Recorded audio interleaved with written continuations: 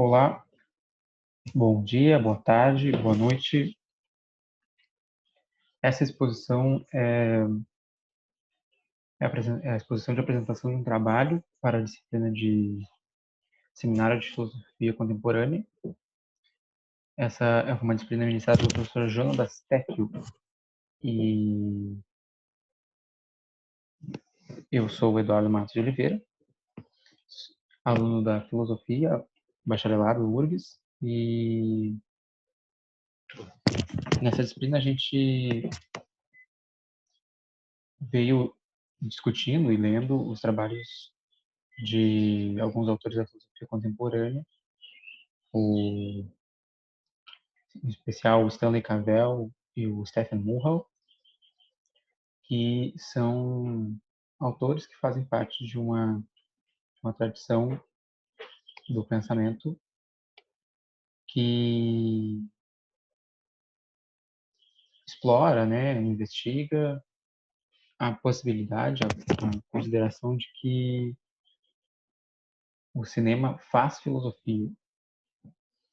E daí, nisso, o cinema ele faria contribuições, ele avaliaria as teorias, criticaria elas, enfim, faria suas próprias perguntas e daria suas próprias respostas, ao invés de ser só uma ilustração de problemas filosóficos ou só uma matéria-prima para que a filosofia use para filosofar.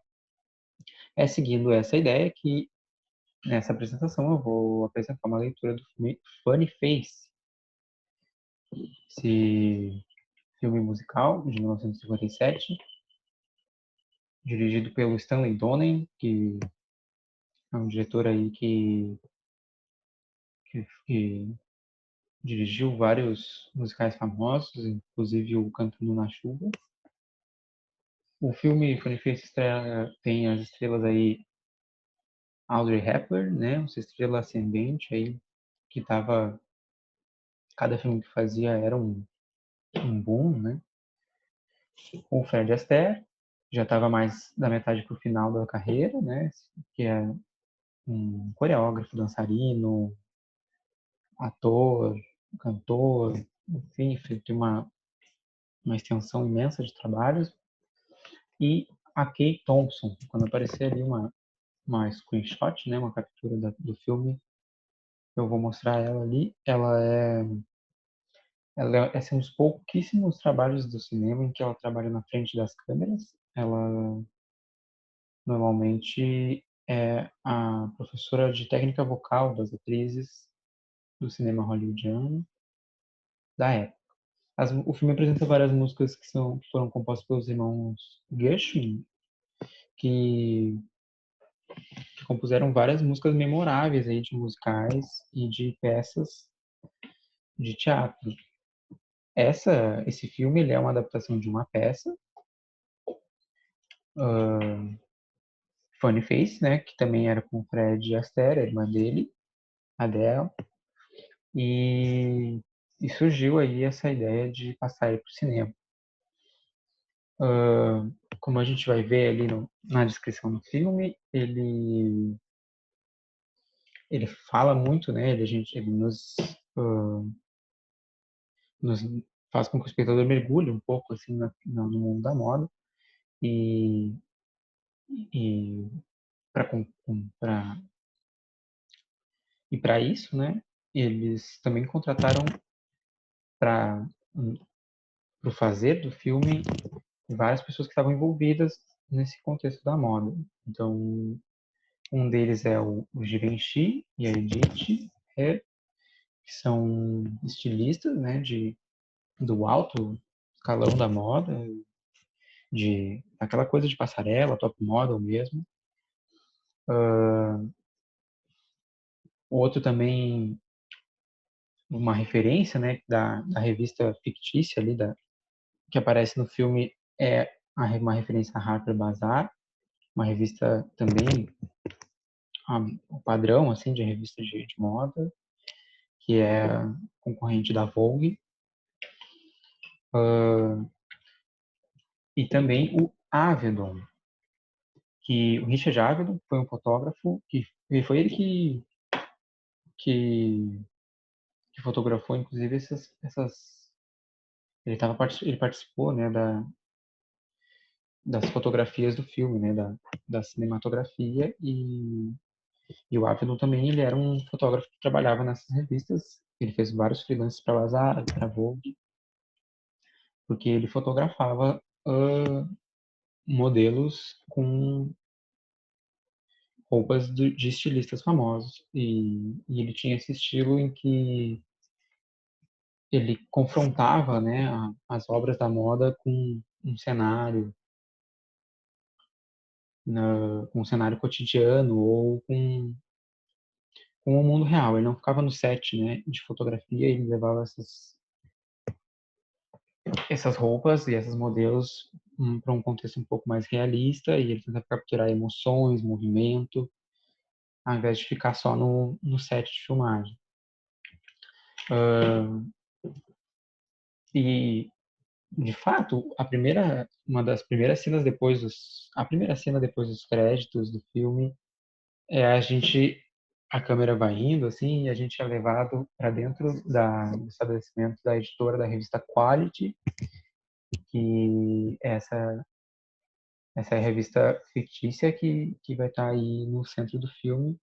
Aí a gente é levado como, né, que é o que está acontecendo com o espectador, né? A gente está sendo levado para ficar mais perto da criação de uma revista de moda, ver como é por dentro, e não é só suposição, por causa que muita gente foi convidada para isso, né? E, e eu quero crer também que foi um filme feito em muitas mãos, assim, né? Porque a Kate Thompson é técnica vocal, ela também é coreógrafo, o Fred é coreógrafo, né? Tem muita gente envolvida, né? Então eu acredito que seja um trabalho feito a muitas mãos, assim. Então a gente é levado a entrar lá e aí a gente vê a Maggie, né, que é a personagem da Kate Thompson, negando uma proposta de edição. Ela é a editora-chefe da revista e ela está negando uma proposta de edição porque ela achou muito sem graça, muito insípida e inaceitável, tá? E daí nesse momento aí de recusa ela tem uma ideia, né, uma epifania de da edição, né, que vai ser aceita, no caso, a, a edição que trata do rosa, né, de a convida o espectador e a mulher americana a pensar rosa, vestir rosa, superar o preto e pensar no rosa. E, e isso tudo é muito satírico, assim, né, muito, uma hora parece que ele homenageia, outra hora parece que ele satiriza. Assim. O, o, a cena termina, né, o ato musical ali do Pink Pink termina com ela sendo abordada ali pelo que parece ser o publicitário e ele indaga ela, né, tu não tá de rosa, né? E ela, nem morta. E eu acho interessante isso e bom para talvez voltar depois, assim, se a gente for falar mais desse personagem da Meg. Logo depois do ato ali do Think Pink também, ela já pensa na próxima edição, que vai ser a edição de revista de moda para pessoas que não gostam de moda. Né? Ela vai tentar ampliar o público-alvo da revista, que é um público-alvo de mulheres, né? Mas daí ela quer expandir isso para as mulheres que não se interessam por moda, que não entendem, enfim, não se interessam no geral por moda. A edição está sendo feita, mas ela encontra um obstáculo que é as fotografias não estão conseguindo ser levadas a cabo. Né? A gente apresentava o personagem do Dick Avery, que é o papel que o Fred Astaire interpreta, e ele está fotografando a modelo Marion e ela não está conseguindo expressar aquilo que ele quer capturar, né? Ele quer que ela reaja à estátua, né? Ele sugere que ela tente entender a estátua, entender que a estátua entende ela, para que ela, sabe, expresse um olhar contemplativo e reflexivo ali mas não é efetivo. E, e daí eles sugerem que talvez, né, se trocar de cenário, as coisas melhorem ali no andamento das fotografias. É aí que a gente é apresentado para eles vão procurar um lugar que seja bem intelectual, uma livraria, e ali a gente já é apresentado para a personagem da Joe Stockton, né, que é a Audrey Hepburn interpreta. É engraçado nessa cena que a gente não passa batido, né, as pernas dela aqui na escada, porque ela está completamente imersa naquele ambiente, né, as cores se misturam, assim, de um jeito camaleônico. E eu confesso que eu nem tinha reparado isso na primeira vez que eu ouvi. Então, acontece aquele fuzuê ali, que eles reorganizam o set, bagunçam tudo enfim, mudam as estantes, os livros de lugar nas estantes e tal, para fazer o cenário aí, para dessa vez fotografar a Marion num ambiente mais intelectual para fazer né, para trazer aí essa para misturar, né, esse público, né, o público mais intelectual que acha que não gosta de moda, com o público que gosta de moda. Então, agora sim, a minha leitura vai ser a partir, ela já, os elementos da leitura já aparecem antes desse momento, como a gente vai ver, mas agora deixar claro qual é a minha leitura. Minha leitura é de que o filme ele vai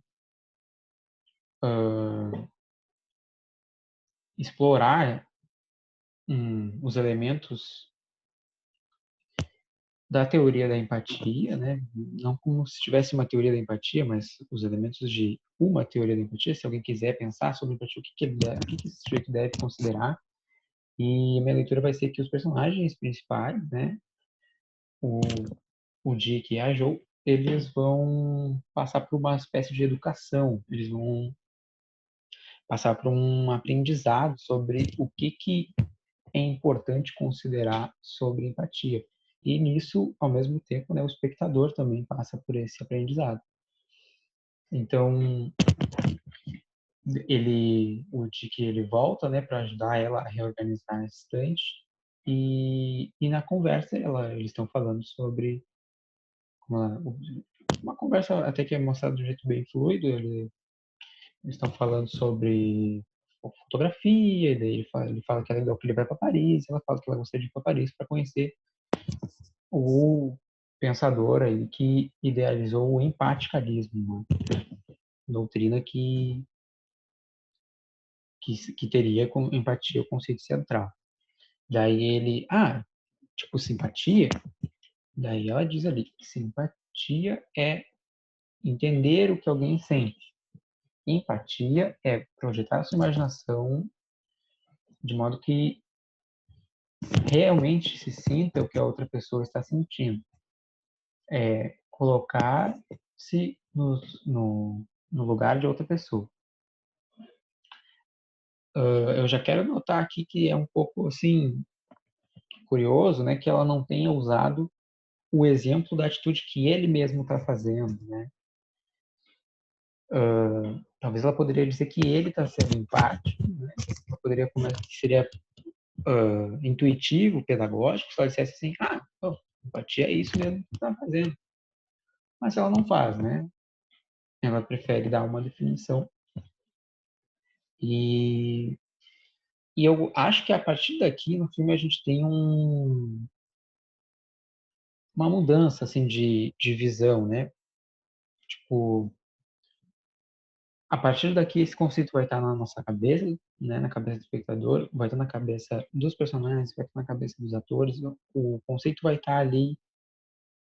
A partir daqui esse conceito não vai sair de cena, esse conceito vai estar sempre sendo explorado.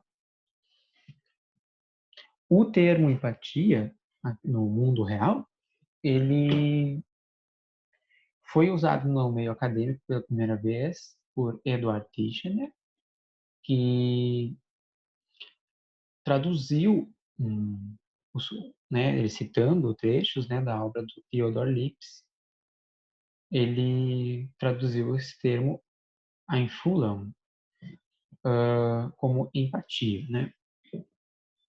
Então, no traduzindo ali a citação, né, no curso dos extensivos debates filosóficos sobre a estética no século XIX na Alemanha, Robert Fischer introduziu o conceito de Einfühlung, que é, né, eu não entendo de alemão, mas é algo como sentir em. Ele introduziu o conceito em relação à arte. Daí o Theodor Lipps, subsequentemente, estendeu esse conceito da arte para as ilusões de ótica e entendimento interpessoal, né? Ele trouxe para o ramo da psicologia, para a epistemologia, esse conceito. Então, ali, nesse trecho, né, que é de um artigo do Gustavo Jarrodá, ele vai defender que esse Einfühlung é basicamente simpatia, mas tem vários autores que discordam, né? Um desses autores é o que trouxe o termo, o Edward Tishman, trouxe o termo aí para a língua inglesa, ele era americano, e né, ele cunhou o termo empatia como tradução. Antes disso, né, esse fenômeno de se botar no lugar do outro, de, como é que eu posso dizer, de ser chegado às dores do outro, né, era normalmente usado o termo simpatia para isso, né? Tu tentava harmonizar o teu sentimento com o sentimento do outro e fazer alguma coisa a respeito. Um dos teóricos que usava simpatia nesse contexto era o David Hume, e ali né, que em alguns momentos da sua obra apresentava essas ideias de que as mentes dos homens são espelhos de uma para outra, né? Que a simpatia tinha essa coisa de se colocar no lugar do outro. Sendo um pouco mais preciso no que estava acontecendo ali no contexto da investigação sobre estética alemã do século XIX, vários pensadores estavam interessados em responder à pergunta, né, do por que que a gente acha alguma coisa bela, por que que a gente aprecia algum objeto como sendo belo, acha bom, por que que a gente gosta. Então, eles estavam levando a cabo essa investigação estética e algumas das respostas possíveis era de que a gente sente prazer em vendo as formas, né? A gente gosta de alguma coisa por causa das formas, por causa basicamente da geometria, né? Da ótica. A gente gosta das formas que a gente vê e por isso a gente gosta. E tiveram contra-argumentos dizendo que não são só a forma, o conteúdo importa. A forma como que o sujeito ou que observa se relaciona com o conteúdo importa. Então, quando eu aprecio alguma coisa, eu tenho uma relação sentimental, meus sentimentos estão envolvidos, eu gosto por causa que aquilo talvez me remete a alguma coisa. E, e é nesse contexto que aqueles que estavam defendendo que o conteúdo e o sentimento importam, usavam esse conceito de Einfühlung, né? De que eu aprecio alguma coisa quando eu sinto na coisa, né? Quando eu sinto, eu talvez eu projeto ou eu represento na coisa algo e eu sinto na coisa, né? Então, aí ele tem aquela frase, se colocar no lugar do objeto e representá-lo como agindo, entre aspas, né? Parece que é meio que uma representação. E esse passo pode ser identificado na relação do espectador com o cinema. Esse representá-lo como agindo já é o Lipps, né? Que cunhou o termo, que usa o termo nesse contexto. E daí ele tem uma citaçãozinha, né? Aí Fulham, que é o que foi traduzido por empatia, é o fato descrito como quando o objeto é ego e o ego é objeto. É o fato de que o contraste entre eu e o objeto desaparece. E eu acho que o filme contempla esse uso, né, de empatia na discussão estética, quando, por exemplo, ali antes mesmo, né, coincidentemente ou não, é no começo do filme que isso aparece, que ali quando ela está recusando aquela edição, ela fala que uma revista tem que ser como um ser humano, uma revista tem que ter sangue, cérebros, bzás, e que aquilo ali não era inaceitável porque era só papel. Então, ali, quando uma revista tem sangue e cérebros, né, o contraste entre o sujeito e ela está sendo esmaecido, né? A mesma coisa ali na cena que ela poderia se colocar no lugar do objeto, se colocar no lugar da estátua. Então, agora indo mais para o núcleo central da minha exposição, de que o filme está mostrando uma educação, né, dos protagonistas, está explorando o conceito de empatia. Eu boto aqui como primeira lição, apesar de que já teve aquela lição da ligação com a estética, de que uh, empatizar tem consequências, né? Tu se colocar no lugar de uma pessoa e errar pode causar vergonha, embaraço, pode ter problemas, né? Eu quero ressaltar aqui que o Dick Avery, ele é por acaso, assim, como é que pode dizer? É uma contingência quase, que ela tenha gostado do beijo, que ela tenha, no fato, se empolgado com ele, que dá ali a abertura para o próximo ato musical. Mas ele ele foi, talvez, mostra como ele foi apressado, né, em expor isso e que ele poderia ter errado feio, as consequências dele poderiam ter sido muito mais graves do que elas foram. E, então eu acho que, assim como o beijo vem muito cedo, a crítica vem muito cedo, né? Então, ao invés da gente ver sabe, o filme se desenvolver com atenção, assim, do conceito, e no final a gente vê uma crítica que precisa ser superada, a crítica já vem muito cedo para a gente estar avisado, assim, como um aviso de que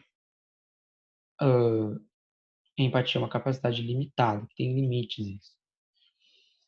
Outra lição que eu acho que está presente no filme, que está considerando o que é importante ou não no tratado da empatia, é que as expressões faciais têm importância. Desde aquela cena ali de que ele vê ela como uma potencial modelo e quality woman, tem várias cenas em que as expressões faciais da Audrey e, né, da Joe estão em foco, né? E aqui a gente vê que é o contraste, né, entre a fotografia e o cinema ali, né?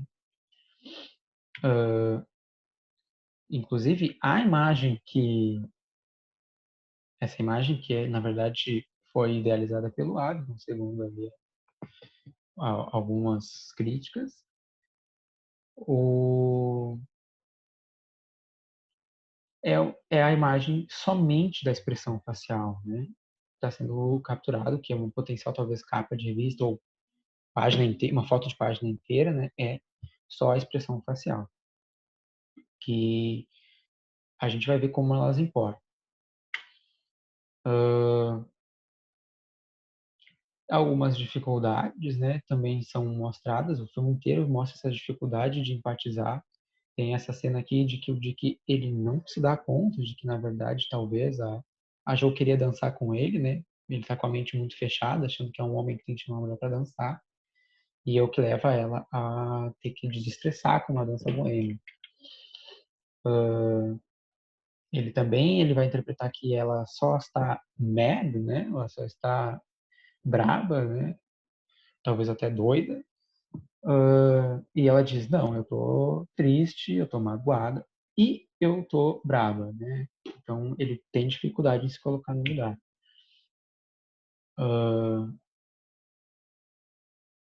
Né? E aquela cena aqui, depois ele ter sido muito rude com ela ali, como se ele quisesse botar ela no lugar dele à força, assim, né? Quando ele vai lá e diz assim, eu não quero passar minha vida toda retocando as suas fotos, né? Parece que a reação dela é meio que assim, pô, vai com calma, né? Eu quero me botar no teu lugar, mas não desse jeito, assim.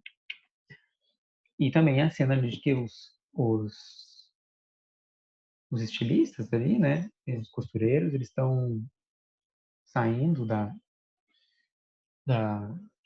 do fazer ali do vestido para Jo ali, o molde, o piloto, digamos assim. Eles estão vendo eles saindo, eles estão tentando adivinhar o que eles estão sentindo só pela cara deles, né? Pelas expressões faciais. E daí tem esse diálogo, né? Bom, eles não parecem felizes. Eles não parecem felizes. Bom, eu não sei, eles parecem que estão, né, contentes. Bom, eles não parecem descontentes. Enfim, né? Empatia não é ler mentes, é uma capacidade limitada e está sendo reforçado aqui que ela tem limitações. E daí a aula, né? Eu acho que é uma das as cenas assim, um contínuo de cenas muito bonitas que acontecem, que seria essas cenas das fotos, né? E ela aceita trabalhar de modelo e vai fazer as fotos para essa edição. E eu interpreto essas cenas como uma aula, né? Que as fotos ali seriam um, um exercício, um treinamento de empatia, né? Que não tem tudo, tem esse tom de aula, de pesquisa, eu acho, em que o Dick ele está registrando cada expressão facial, nem como numa tabela, e, e ele tem que se colocar no lugar dela, né, no sentido de que ele tem que entender qual é o momento em que ela quer ser capturada, ela tem que entender o que ele quer capturar, ela tem que se colocar no lugar da personagem, que vai ser, né, neste momento tu está triste, nesse momento tu está feliz. Então tem um exercício de empatia acontecendo como uma aula prática, né?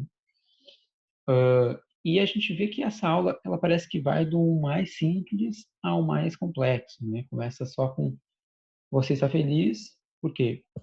Não precisa bem de motivos, tu tá feliz porque eu tô dizendo que tu tá, e ela tá bom, ela vai ali pegar, digamos assim, no inventário mental dela e vai demonstrar felicidade, né? Tem essa sugestão, assim, de que para ser feliz não precisa de muito, né? Basta interpretar a chuva como um banho e tal, e ver que tu tá em Paris.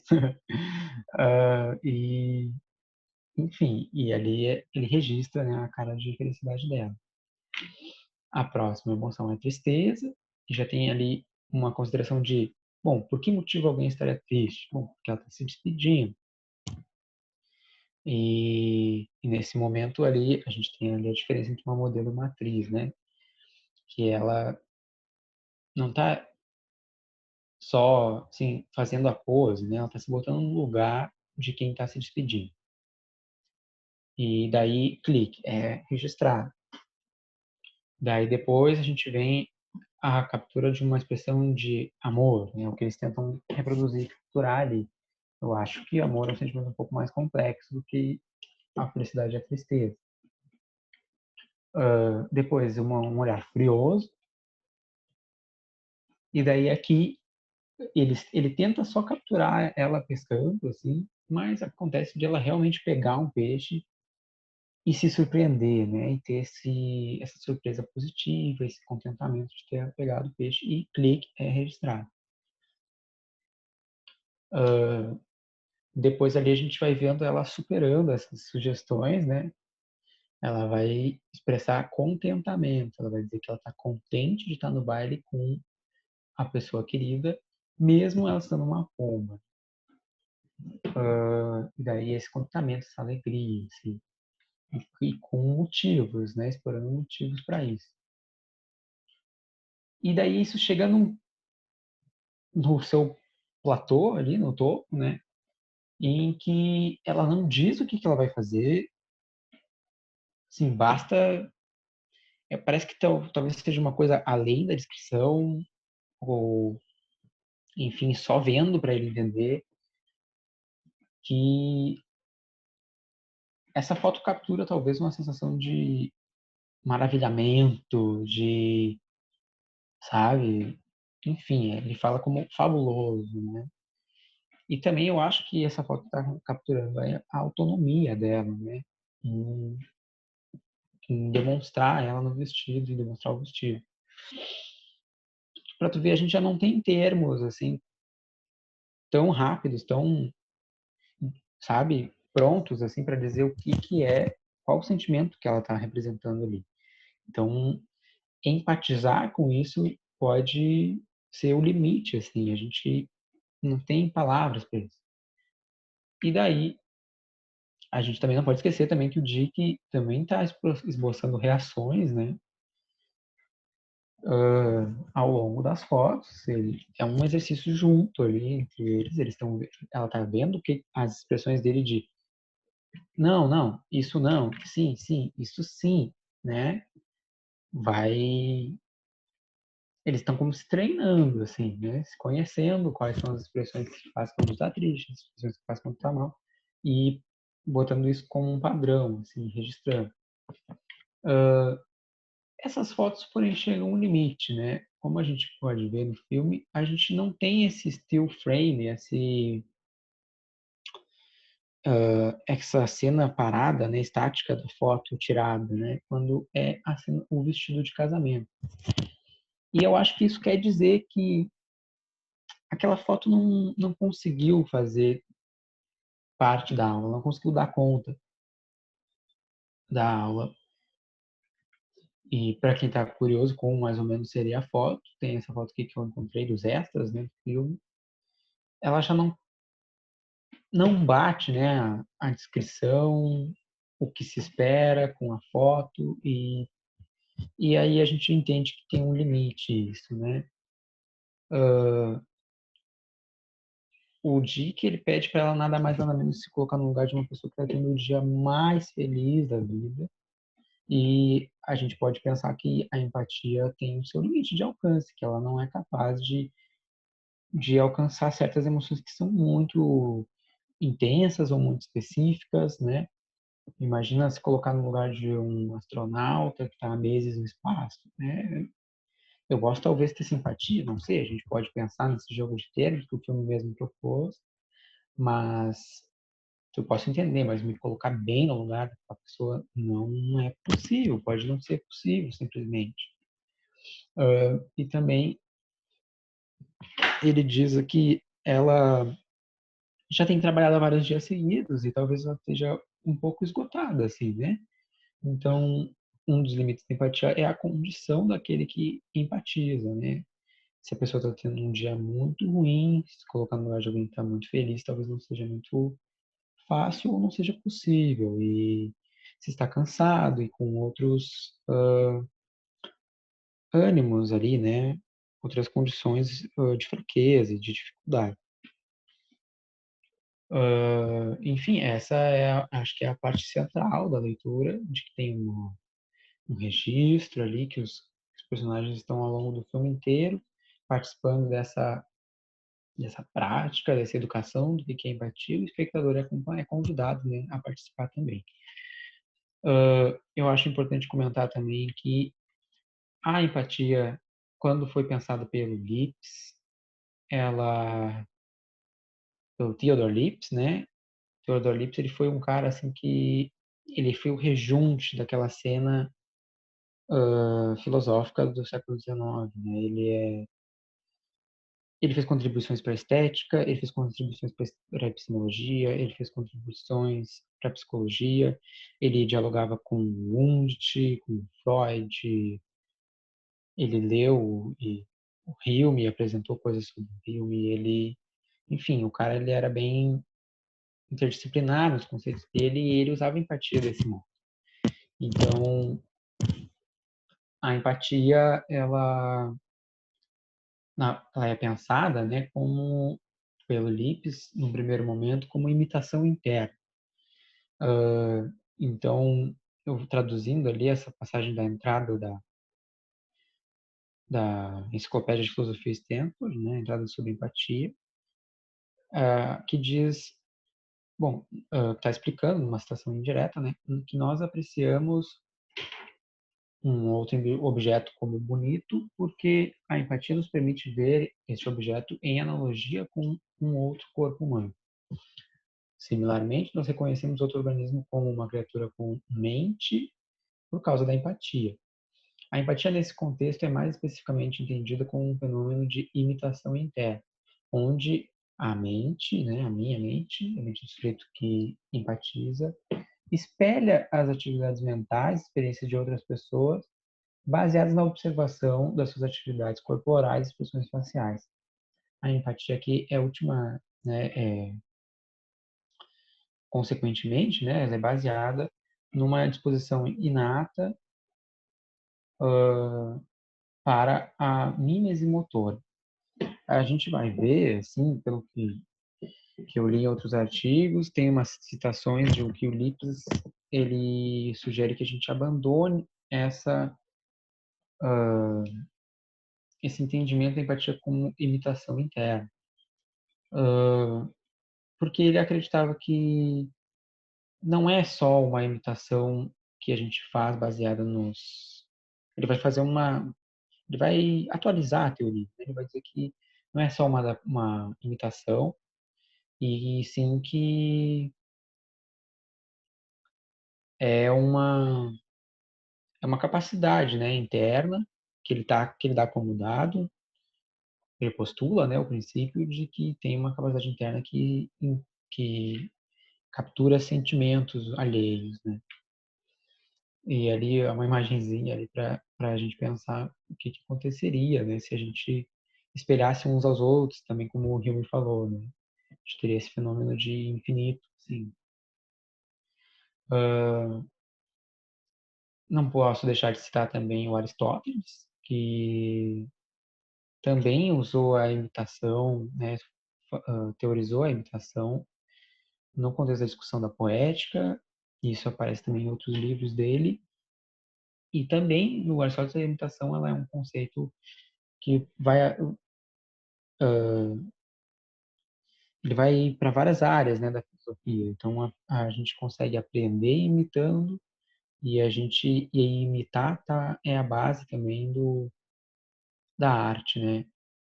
Então a gente tem ali a contribuição para a epistemologia e para a estética com a imitação, e com certeza isso foi pensado pelos psicólogos, então é um conceito bem completo. O Lips, inclusive, vai usar o termo empatia para tentar solucionar o problema das outras mentes. Então, é um conceito que ele aposta muitas fichas no conceito. E daí, aqui pegando essa citação da poética, né, a imitação de uma ação de caráter elevado, completa de certa extensão, em linguagem ornamentada, com várias espécies ornamentais por diversas partes do drama. Né, está descrevendo o que acontece quando um ator atua, né, e ele menciona essa purificação das emoções. E eu acho que o filme ele está logo depois daquela cena das fotos, a gente tem essa cena aqui em que a Jo é levada a imitar a Meg, né, no momento em que ela aprende a ser charmosa, né, a ser elegante, através da imitação. E a gente pode dizer também que ela tem uma catarse, né, porque que antes ela achava tudo isso como silly dresses on silly women, ela agora está pensando, ela está purificando esses sentimentos, né? Ela está dando novos significados para isso e dando novos significados para o fazer da moda, né?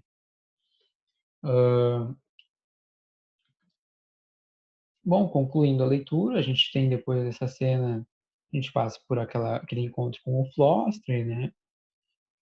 E em que eu acho que isso reforça um pouco aquilo que a gente viu lá no começo, de que o pensador, ele não a teoria é diferente da prática, né? O filme pode estar sugerindo isso, tanto que a Jo, que é descrita como uma mulher que pensa e que também fala, ela, mesmo assim, o conhecimento dela é teórico, né? Porque ela pode não ter percebido que o Dick está sendo empático. E depois dessa parte aí do Floss, a gente vai ver alguns exemplos de empatia acontecendo. Eu acho que depois de explorar tantos limites, o filme ele vai dar uma equilibrada mostrando algumas ações empáticas. Uma delas é a da Meg, né, que vai ali gastar a energia dela, o tempo dela para tentar encontrar o Dick, por causa que a Jo quer, né? Ela vai se botar no lugar da Joe e vai achar que, né? Vai sentir o que ela sente, vai ver como é triste esses desencontros e vai tentar reencontrá-la, tentar fazer o que ela quer, se botando no lugar dela, que é ver o Dick naquele momento. Outro momento importante, que eu acho que é o suprassumo da empatia no filme, é aquela senhorinha que está observando ali a passarela, que diz, né, que parece que o acompanhante dela, ele percebe que ela não está expressando muito contentamento, não, ela chora, né, com o vestido, e ela empatiza, assim, incrivelmente, ao invés de pensar, oh, meu Deus, que falta de profissionalismo, não. Ela vai dizer, veja bem, né, ela está triste por causa que ela não é a noiva. Tem essa coisa de atitudes espontâneas, né, empatia, assim, como um, uma tentativa de se colocar no lugar do outro por vontade própria e também como um ato espontâneo, né. A vontade é possível aqui, né, por isso que nesse momento que eu acho que é o final do filme, o clímax, né, a gente tem ali a conclusão de que, bom, se tu, a Meg, né, o Dick percebe que ela não ficou com o Flostre, né, quando ele tenta pegar o avião, e daí, quando ele vai perguntar sobre a Joe, a Meg dá a dica para ele, né, quem sabe se ela te colocou no teu lugar, então tu tem que te colocar no, ela se colocou no teu lugar, né, ela pensou que tu não queria mais ela porque, enfim, achou que foi muito ruim aquela situação. E então o que você tem que fazer é se colocar no lugar dela e os dois de vocês vão interligar-se, se unir um ao outro e no lugar de alguém. Uma coisa meio vaga e rápida, né? Uma cena que nem a legenda consegue pegar, porque ela fala muito rápido essa dica. E eu quero interpretar que aqui é a sugestão de que se a gente se colocar um no lugar do outro, não é só uma contradição, né? É também tem consequências talvez inexploráveis, né? Pela filosofia e pela psicologia, talvez, né? Eu acredito que principalmente pela filosofia, em se colocar um lugar do outro, né? A conclusão óbvia, né? Assim, rápida e direta é de que se eu colocar no lugar de outra pessoa, né? E se X coloca no lugar de Y, Y coloca no lugar de X ao mesmo tempo, de o que está acontecendo, né? De quem tá se colocando no lugar de quem ali. Então, a gente é levado a pensar que é um paradoxo, que não é possível, né? Que as pessoas se coloquem num lugar ao mesmo tempo, que isso aconteceria uma morte do ego. E eu acho que o filme está mostrando que não precisamos temer, não precisamos ter medo dessa conclusão de que nossos egos vão ser aniquilados se a gente todo mundo se colocar um lugar do outro ao mesmo tempo. Enfim, essa é a conclusão da leitura. Eu acho que a filosofia tem como ganhar, né, se ela tomar, por exemplo, os dados da antropologia, né, de outras comunidades que talvez não tenham um eu tão influente, né, no seu viver ali social, e pensar melhor nas consequências de se colocar um no lugar dos outros. Então, resumindo, né, o que o filme está dizendo, né, além de ilustrar certas teorias, eu acho que o filme está tendo autonomia e contribuição, né, positiva para a filosofia, por causa que ele está fazendo ali, digamos assim, o seu ensaio de o que é importante ao se considerar a empatia. Então, como a gente viu, né, ela tem uma origem na estética. Quem for praticar a empatia tem que estar consciente das suas limitações, de que, assim, a empatia é limitada, e ele dá indicações ali, né, exemplos dos quais seriam os seus limites, e vai teorizar sobre esses limites, talvez. Enfim, aquela conclusão ali de que não precisa ser necessariamente uma contradição lógica, né? Talvez a gente devesse entender melhor o que acontece nesse fenômeno, que nem lá dos espelhos. E a sugestão de que a empatia é um fenômeno nobre e moral, né? De que, por exemplo, ali a Maggie, né, se colocar no lugar da Jo naquele momento, e as considerações sobre o empaticalismo como sendo uma teoria a mais sensível e a teoria mais nobre, né, indicam que a empatia pode ter essa contribuição para fazer no comportamento moral. Enfim, essa foi a minha leitura. Eu só vou deixar aqui um comentário para fazer justiça, né? Que quando conversando com o professor Jonas sobre esse filme, ele reparou como que tem esse contraste entre o que é filosofia, o que é intelectual e o que é moda, né?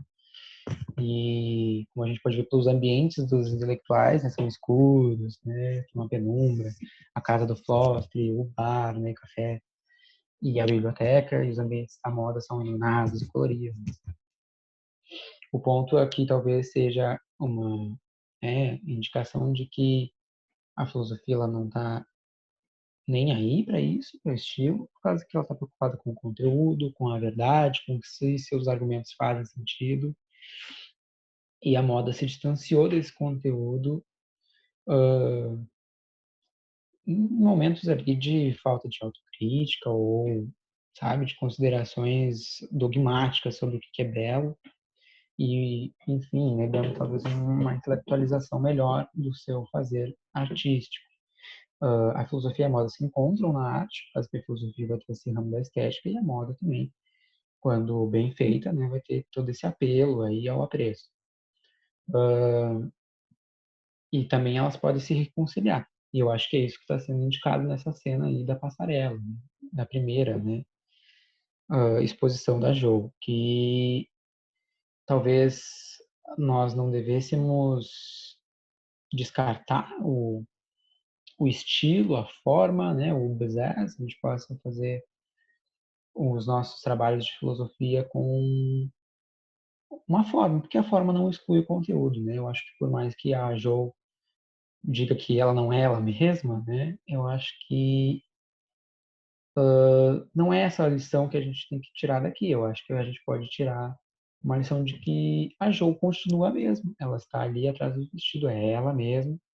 Ela só está com uma roupagem diferente. Então, às vezes, a gente pode ainda assim ter um conteúdo formal, com bons argumentos, indutivos, aquela coisa, mas ter uma forma mais apresentável, uma forma mais intuitiva e agradável.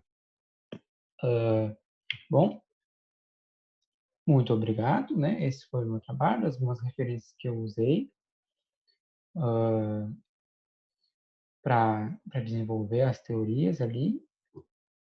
E infelizmente eu não consegui entrar em contato com o texto do Theodor Lipps, que eu acho que ele é bem bom para essa discussão, mas ele é citado né, tem citações generosas a ele no artigo do Gustavo Jarrodá, né?